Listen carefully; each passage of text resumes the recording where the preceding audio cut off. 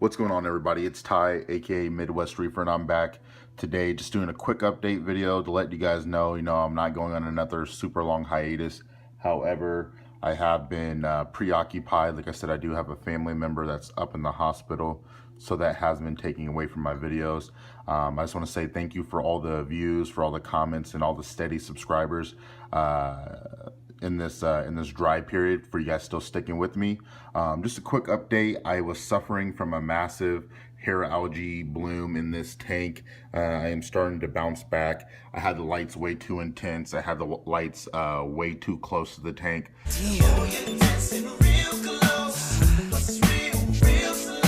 So I went ahead and dialed everything back, did a massive cleaning, put a little GFO in the tank to try to bring it back.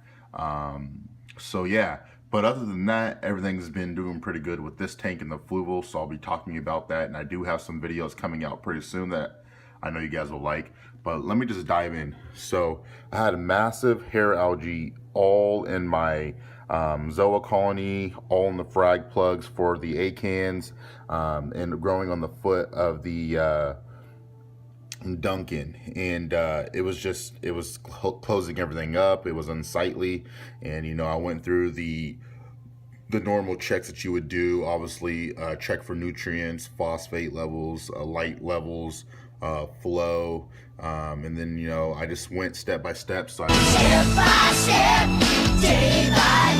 started my water changes. I started manually removing the hair algae with a toothbrush. I heightened my light so that it was not as close to the tank itself, and then finally I dialed the lights back as well.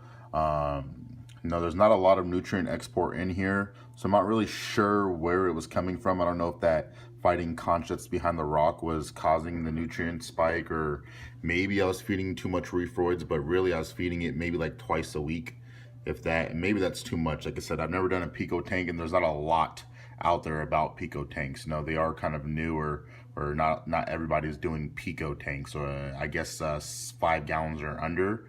A lot of people aren't doing those and posting a lot about it.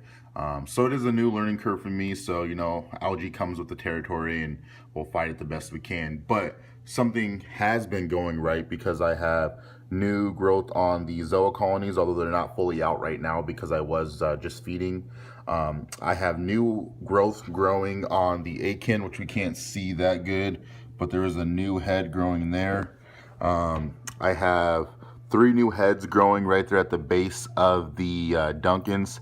If you can see, there's a new head here and a new head here growing on the Duncan, and there's a third one going on this back head here. So we have 3 new heads growing on the Duncans. And I can always tell when there's about to be a new head grow, because they start sticking up more. Instead of being more out like flowers, they start becoming elongated like this, and that lets me know that a new head's going to start growing. I don't know if anybody else notices that, but I notice every time my Duncans start to stand up more like this, that there's normally a new head coming. In this case, there's 3 at a time. I've never had 3 come at once. Normally it's always 1, but this guy's ready to grow some more heads, and I may need to readjust this. There is a problem that I'm having, and I'm not sure what to do. Maybe you guys can help me out with it. If you can see right here at the base, let me get a poker. If you can see right here at the base of the Duncan, or the acan, there's a split right there from the skeletal structure. See how it's kind of dipping like that? Yeah, there's a split right there in this little gap. The skeleton structure has split from the base, and I'm not sure if I should leave it and see if it'll heal itself. Should I try to glue it back? I'm not sure if it was weak or something happened with it when they were fragging it. I'm not really sure there, but there's definitely new growth growing on the other side. It's not going to be easy to see without a gel filter in this camera angle, but there is a new head, growing here. There's a new head growing here. Again, like I said, it's hard to see, but yeah, that's split. Let me know what I should do about that split. Like I said, you can see it's dipped right there on this one. I was wondering kind of why I was doing that, and I noticed right there is that break. If you can see the skeletal structure, there's a gap there. Again, let me know down in the comments if I should leave that or if I should try to glue it back or just let the coral be or what. But it seems to still be growing. It still feeds, so I don't know. And other than that, the rainbow's doing pretty good too. Like I said, I just fed him, so they're starting to come back out. This guy's definitely got some size on him. He's not as big as he normally is, but when he comes back out, you guys will get to see that. Overall, the tank seems to be bouncing back pretty good, other than like the massive hair algae problem. Seems like the GFO is starting to take it. I don't like putting a lot of chemical filtration in there just because it's a smaller tank and I don't want to strip it of too many nutrients, so I'm not trying to stuff it with a lot of carbon or anything like that. But sometimes you got to bust out the good old GFO and when that algae doesn't want to go away. In such a small tank, like I mentioned in my last video, things can change very fastly in a small environment like this. So, but other than that, this is a quick update video on the Pico. Like I said, I do have more videos on the way. I do have some pre-recorded. It's just that, like I said, the hospital and the person up there is taking a lot of my time, along with some other things as well. We'll take a quick look at the Fluval. I'm just getting ready to feed the tank.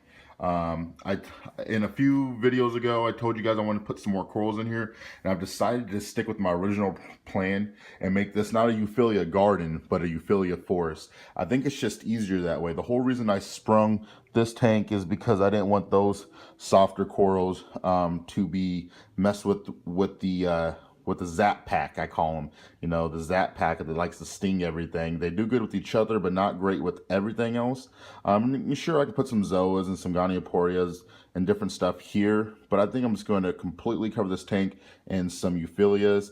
And I don't know if anybody's ever done that. I know they've had large heads, but this whole tank, my plan is to have some unique euphyllias in there with some different color morphs on there and just make this truly a euphilia forest. Let me know what you guys think about that in the comments below too, or if I'm copying out and I should mix up the corals. But again, just a quick update, nothing crazy, I know, but I promise I'll get back to it here pretty soon. Again, if you have any comments or any suggestions, leave them in the comments below. But until then, I'll see you guys in the next one. Step by step, day by day, start over.